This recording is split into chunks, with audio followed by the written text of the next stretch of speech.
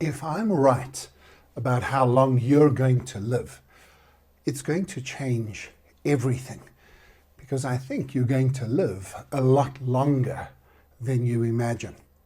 Today's young people are likely to live to 120 years and beyond.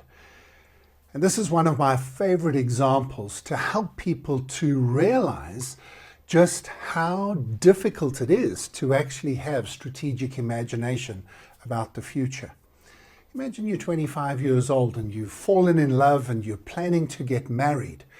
I wonder if you are imagining that you might have to be married for 100 years to this person that you love now.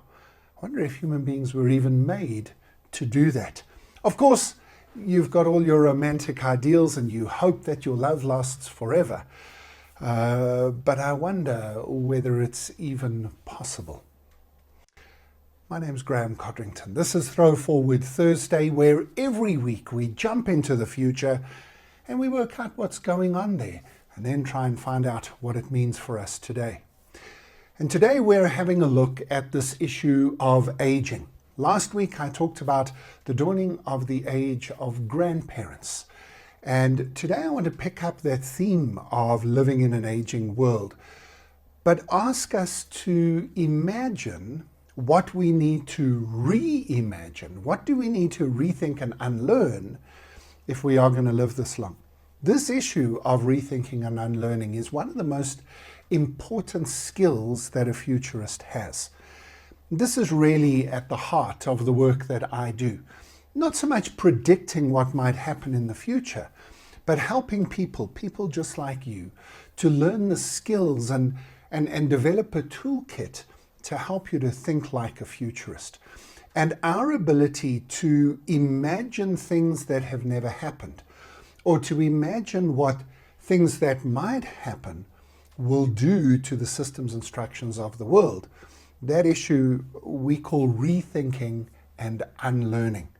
And it's at the heart of what it means to be a futurist.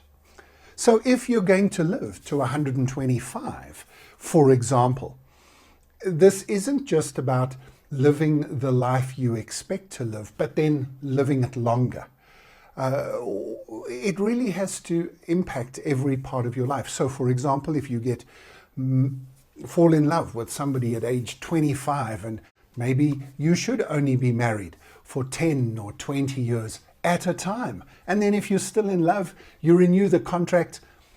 Otherwise, it's just over with no big fuss of a divorce. It's just, thank you, that was fun.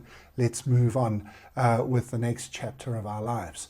Maybe we should be thinking significantly differently about careers. Instead of thinking I've got to have one career that lasts me for 100+ years, maybe we need to be thinking that every 25 years or so we cycle through a career with a few years of setup and study and development, then getting yourself into the career, developing yourself as a expert in that, reaching the top of that career path, then retiring, taking a little bit of a break and starting the process over again so that you can do that 2 or 3 times before you turn 100 or 120, rather than trying to imagine yourself doing the same job over and over again for 60 years while you make enough money so that you can retire and then be retired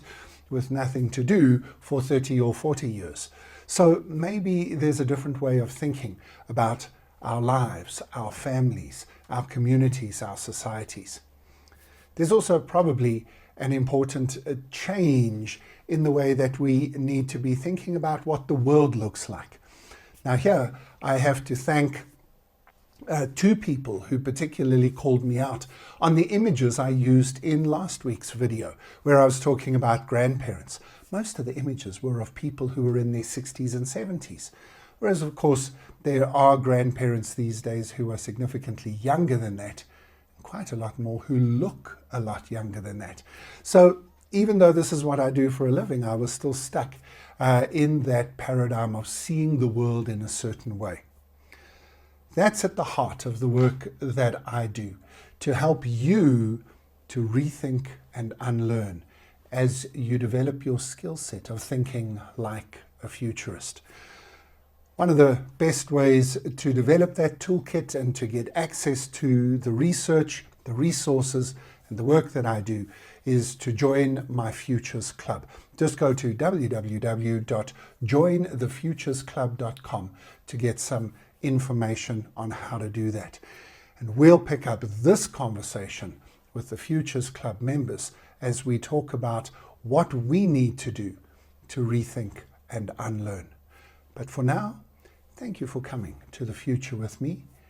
Make sure that you think about how long you would like to live, how long you are likely to live, and what that's going to mean for your life, your relationships, and your career.